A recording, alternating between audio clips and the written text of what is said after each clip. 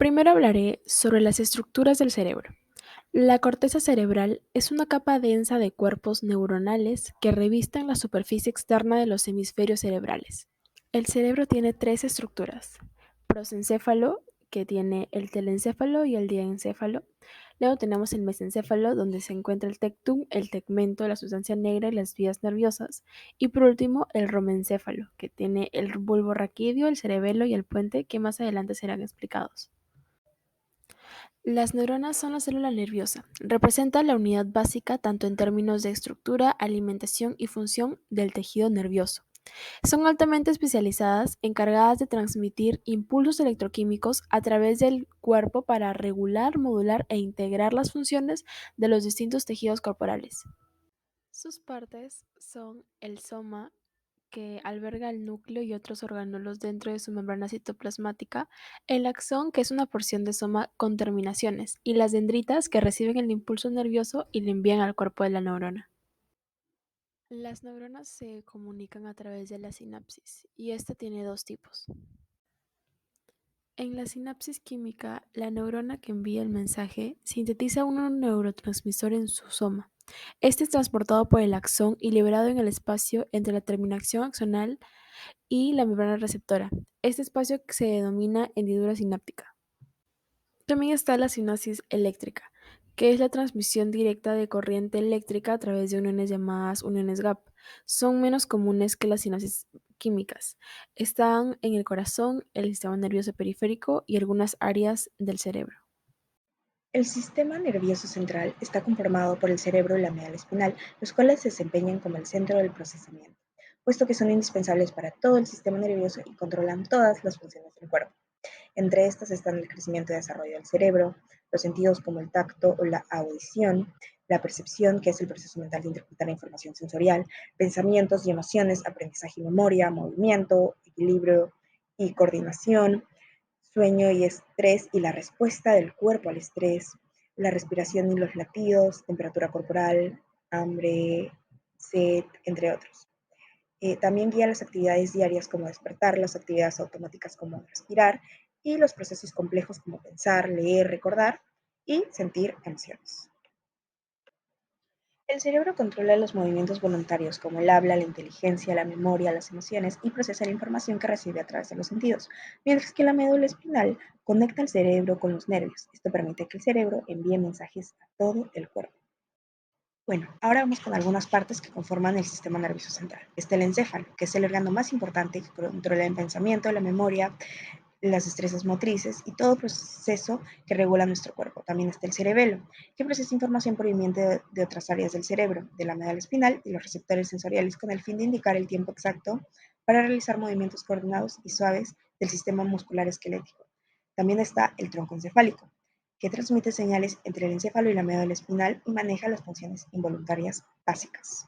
Vamos con el tálamo, que trabaja y cumple su función de procesar información sensorial y motora. Después está el hipotálamo, que produce hormonas que controlan las necesidades fisiológicas. También tenemos la glándula hipófisis. En esta, el hipotálamo envía señales a la hipófisis, que luego elabora hormonas para controlar las otras glándulas y muchas funciones del cuerpo, como por ejemplo el crecimiento. Y por último, el bulbo raquídeo, que es una estación de cambio entre el cerebro y la médula espinal. En este caso le vamos a explicar lo que es el sistema nervioso periférico, el cual está constituido por nervios. Existen dos tipos de nervios, tenemos los nervios craneales y los nervios espinales. Funcionalmente, el sistema nervioso periférico se divide en sistema nervioso autónomo y sistema nervioso somático. Ambos pueden ser subdivididos, el primero en simpático y parasimpático y el segundo en motor y sensitivo. El sistema nervioso periférico somático es una parte del sistema nervioso periférico que controla las funciones voluntarias del cuerpo, como los movimientos musculares conscientes, la vista y la audición.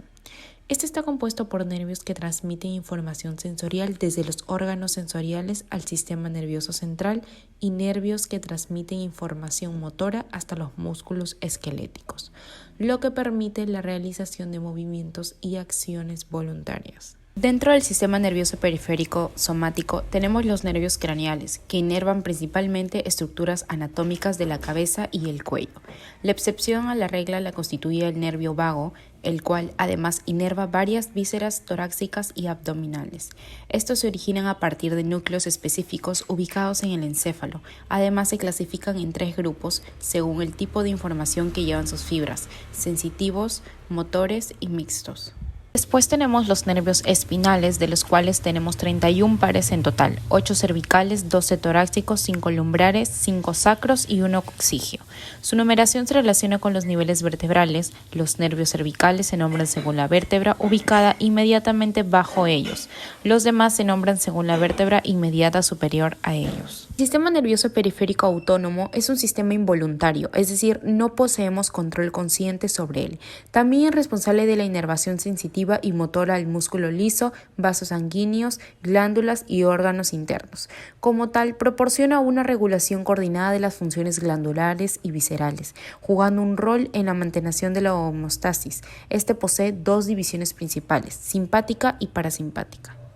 A continuación, Procesos les psicológicos explicaré sobre el cognitivos. sistema La límbico. sensación. El La sistema límbico sensación es un es una proceso combinación de fisiológico neurotransmisores, dado que convierte la hormonas y información químicos física en la que información controlan el centro nerviosa. psicosensorial, a los cuales Un nos vemos ejemplo sería, expuestos si a través de acercamos diferentes nuestro emociones como el brazo miedo, la ira al o la fuego, alegría. sentimos el Por calor. ejemplo, El ante una situación procesamiento que nos provoca mayor, ascendente, en nos este mantendrá caso, en estado pasa de por los alerta. receptores Los del órganos del tacto cuerpo y están ascienden conectados al el sistema calor y la nervioso, información y la reacción a sensorial este está llega a coordinada por el nuestro sistema cerebro. límbico. La Por tanto, se percepción deduce que el es de sentir, los carácter estados de ánimo y las psicológico, ya que emociones es el son proceso quienes por el cual regulan y la controlan la información conexión y sensorial es contracción de los organizada e órganos del nuestro cuerpo. interpretada.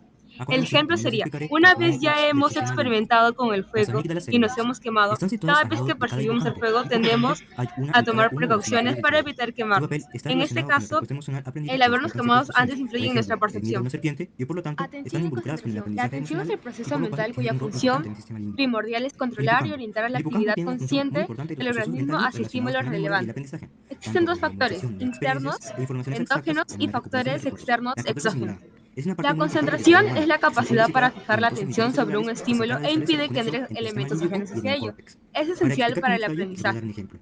Seguro que alguna vez has Memoria y intentado tomar curso. aprendizaje. La Pues memoria bien, consiste en durante tu 4 corteza pasos. cingulada En primer interactúan en lugar, estas el situaciones individuo debe ayudándome a percibir algo expresar por el medio de sistema alguno de emocional sus a través sentidos. de la Luego postura, debe los de gestos o el insertar esa movimiento. información en su El memoria. hipotálamo. En El tercer hipotálamo lugar, se ocupa retiene la fundamentalmente de información la y por homeostasis, último es ha de decir, ser que capaz de regula la sed y el encontrarlo apetito, para la extraer y respuesta al utilizar dolor la y al placer, información. la satisfacción sexual, El la ira y la aprendizaje es un agresividad. proceso de adquisición de conocimientos y habilidades a través de la experiencia. En general, moldean, predisponen, dirigen y regulan el comportamiento. Procesos cognitivos motivacionales. La motivación es la necesidad o los deseos internos e incentivos externos que se tiene acerca de algo en específico y dirige al organismo hacia una meta o objetivos. Los elementos fundamentales de la motivación son la necesidad, el impulso, la respuesta y la meta.